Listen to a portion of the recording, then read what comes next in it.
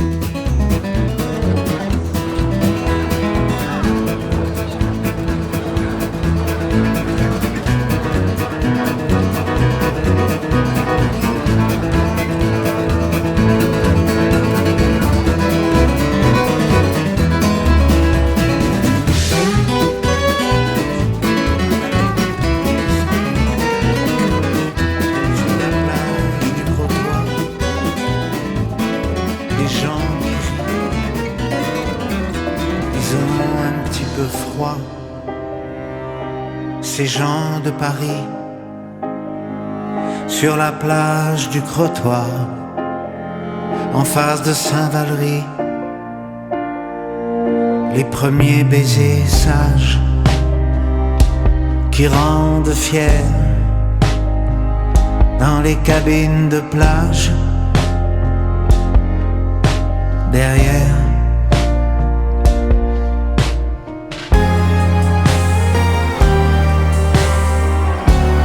I'm 50s,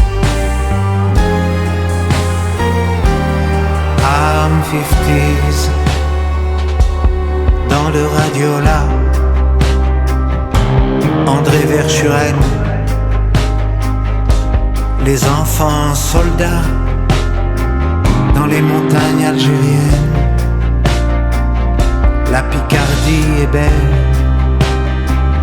sur la route ravie, en aron de plein ciel, qui rentre à Paris.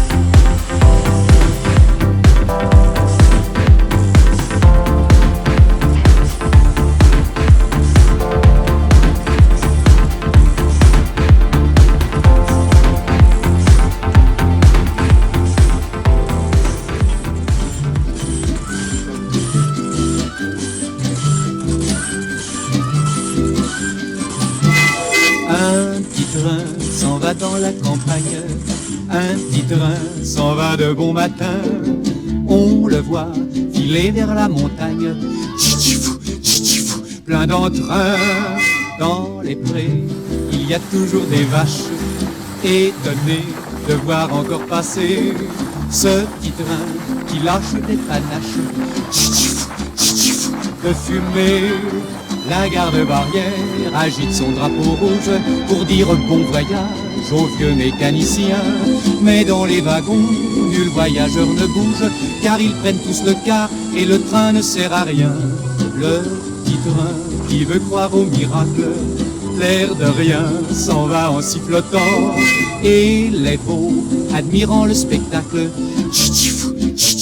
sont contents. Hélas, il y a des gens qui trouvent que c'est exagéré de donner ton argent pour qu'un petit train aille se promener. Alors ils lui ont dit, cette fois c'est bien fini, profites-en, c'est ta dernière sortie. Un petit train s'en va dans la campagne, un petit train s'en va de bon matin. On le voit filer vers la montagne, plein d'entrain. Il revoit les champs et les rivières et les bois qui sentent bon l'été. Il revoit toutes les humbles chaumières dans les forêts. Le train ralentit près de la garde-barrière et le mécanicien la salue de la main. Elle voit le feu rouge du wagon arrière qui s'éloigne doucement et se perd dans